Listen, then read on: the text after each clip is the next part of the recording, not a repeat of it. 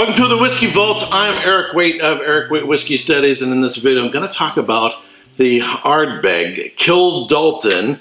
This is a special bottle that I brought back from Scotland in 2018 during my first trip to Scotland. Now I've been to, thus far, Scotland 4 times, as far north as Orkney, been to Islay twice, Isle of Arran, as far south as, say, Bladnoch, been to Speyside and Highlands twice, been to Isle of Arran, and been to Campbelltown twice, went through the Springbank Whiskey School. So this is a really special bottle for a couple reasons. First of all, I know you're thinking, wow, Erik does a lot of Scotch whiskey tourism. For me, going to Scotland is not a tourist trip. It's not a vacation. And while there is a learning experience to it, it's so much more than that. It's a pilgrimage. I'm a whiskey pilgrim. A pilgrimage is where somebody makes a long trek, oftentimes on foot, to visit a place that's considered holy. Perhaps there's some historical significance to the place, historical people, maybe there's some sort of icon there that someone's going to visit. And going to Islay, going to Ardbeg Distillery, and going to the Kildalton Parish to see the Kildalton Cross, for me, is a pilgrimage. The Kildalton Parish takes its name from an ancient church dedicated to St. John the Evangelist. The Gaelic word dult means little foster child or foster brother, which is a poetical name for the beloved disciple. The Kildalton cross is a monolithic high cross in Celtic cross form and the churchyard of the former parish church of Kildalton.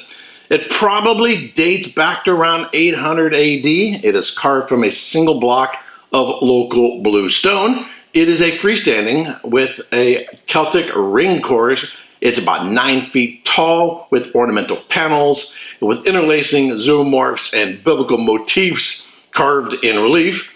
It is often considered the finest surviving Celtic cross in Scotland, and is certainly one of the most perfect monuments of its day to survive Western Europe. The cross and the adjacent roofless medieval parish church are in the care of the historic environment of Scotland. A simpler cross of late medieval date stands nearby. So here in the United States, we're barely a little over 200 years old. You don't find anything that's 1,300 years old here in the United States. To go to Scotland and to visit a site such as the Kildalton Cross and to touch it, it connects you with something that predates the split of Roman Catholics and Protestants, which happened in the 1500s, or even between the Eastern Church and the Western Church in 1054. It's something that ancient, and it still stands as a monument. So to go there, to see it, to touch it, and then right next to it is Ardbeg Distillery, do a tour. It's just, for me, it just ties everything together as a whiskey pilgrim. The Ardbeg Kildalton Islay Single Malt Scotch Whiskey, released in 2014. It's a non-age statement. It's aged in ex-bourbon and ex-sherry cask. It's non-chill filtered, has natural color, and is bottled at 46% alcohol by volume. So color-wise, if you're familiar with the Ardbeg 10, the Ardbeg 10 is a rather pale yellow.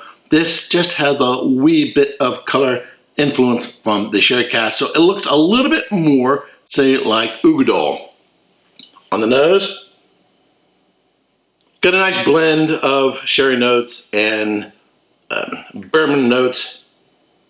There's that classic lemon and lime from Ardbeg, interwoven with a lot of peat smoke, chocolate, a little bit of spice. There's that earthy mud character that's typical of Ardbeg. Just a hint of dried black fruit notes on the palate.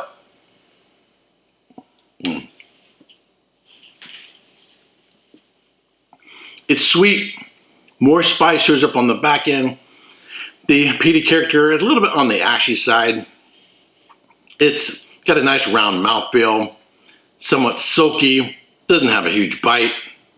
Not a lot of transition from the front and middle into the finish. Sweet, and finishes with sort of a barbecue, earthy, muddy character on the back end. So there is another reason why this bottle is special to me. Not only just being a rarity and a reminder of a visit to Ardbeg in the Kildalton Parish and the Kildalton Cross.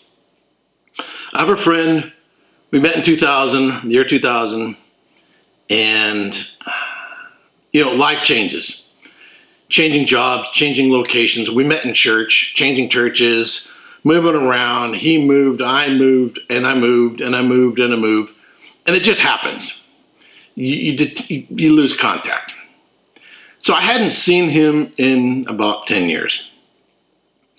And his wife, really, really dear lady, they have 3 children, who are all adults now. Just probably the most gentle, humble, godly women I ever met. And so I got a call that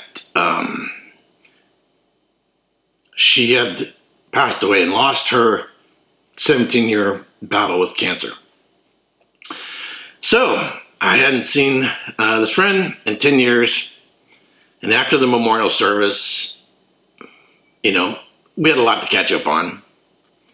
And I couldn't think of a better way to do so than to bring a bottle of the Kildalton from Ardbeg. So we shared a dram or two, shared some memories, and it was just a real blessing to reconnect. Because life is short, and it's the people that really matter, the people who touch your lives and have a positive impact on you.